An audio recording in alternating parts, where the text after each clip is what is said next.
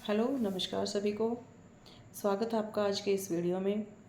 उम्मीद करती हूँ कि आपको मेरी बातें अच्छी लग रही होंगी। अगर अच्छी लगती हैं तो please like share and subscribe my channel. आज हम बात करेंगे डिस्पर्सल टाइम। डिस्पर्सल टाइम मतलब स्कूल कट ऑफ टाइम, जब स्कूल की छुट्टी होती है। जब स्कूल की छुट्टी होती है तो देखो उस टाइम पे काफ़ी सारी चीज़ें होती हैं। स्कूल बसेस का टाइम होता है निकलने का। कुछ पेरेंट्स जो हैं बच्चों को पिक करने आते हैं। कुछ बच्चे जो हैं वो सेल्फ आते हैं तो उन्हें खुद से जाना होता है। तो यहाँ पे जो है उस टाइम छुट्टी के टाइम जो होता है, जो पेरेंट्स बच्चों को लेने आते हैं, बाकी सबका टाइम तो फिक्स है कि बसेस जो है वो अपने टाइम पे चलेंगी।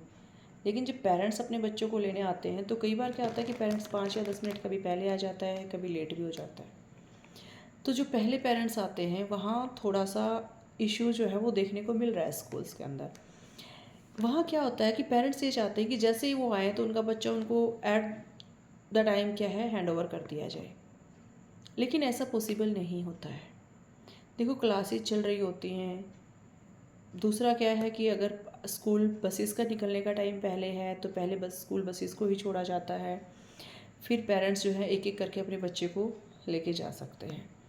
कई बार क्या होता है कि जैसे पेरेंट्स हैं नोन में आ जाते हैं किसी टीचर के या फिर मैनेजमेंट के नोन में है, तो उनको ये लगता है कि भाई ये तो हमें जानते हैं, हमारी जान पहचान है।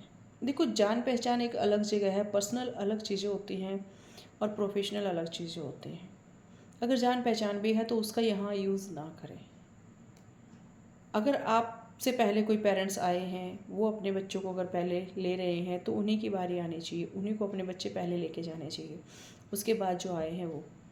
कई बार पेरेंट्स यहाँ पे गुस्सा दिखाना शुरू कर देता है कि हम इतनी देर से बैठे हैं, आप हमारे बच्चों को नहीं लेके आ रहे हैं, उनको बुला नहीं रहे हैं।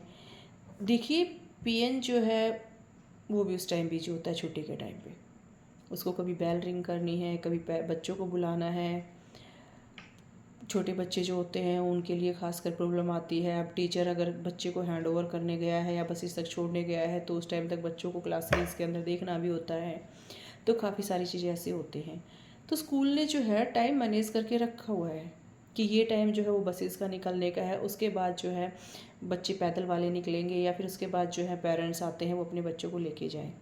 अगर आप 10 मिनट पहले आ रहे हैं, जो आपको टाइम गिवन है उससे पहले अगर आप आ रहे हैं तो ये आपकी मिस्टेक है। या तो आप अपने प्रॉपर टाइम पे आइए।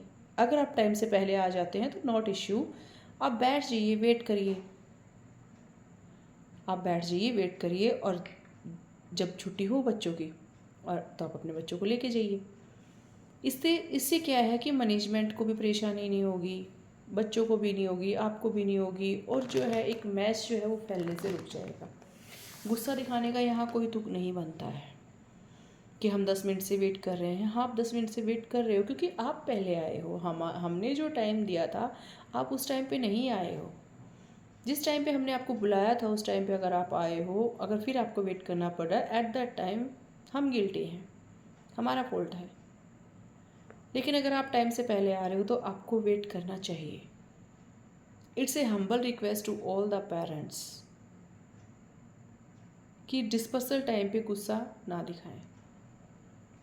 ऐसे ही बसेस के टाइम पे भी होता है। जैसे बसेस जा रही हैं, अगर 2 मिनट भी कहीं लेट हो जाती हैं स्टॉपेज पे तो पेरेंट्स बोलना शुरू कर देते हैं, आज आप 2 मिनट लेट हो, आप 10 मिनट लेट हो। भाई व्हीकल है, रास्ते में ट्रैफिक भी हो सकता है, कोई और रीज़न भी हो सकता है, बच्चों को उतारते चढ़ाते टाइम में भी टाइम लगता है। तो 1-2 मिनट या 4-5 मिनट ऊपर नीचे हो जाए तो उस चीज़ को इशू ना बनाएं। क्योंकि देखो स्कूल एक ऐसी संस्था है जो पेरेंट्स के और टीचर के और मैनेजमेंट के कोऑपरेशन से चलेगी। अगर कोई एक भी इशू क्रिएट करना शुरू कर देगा तो ये कड़ी जो है ये बिखर जाएगी और इसका सीधा सा इफ़ेक्ट जो है वो बच्चों पे पड़ता है। उम्मीद करती हूँ कि आपको ये मेरी बात समझ में आएगी। धन्यवाद।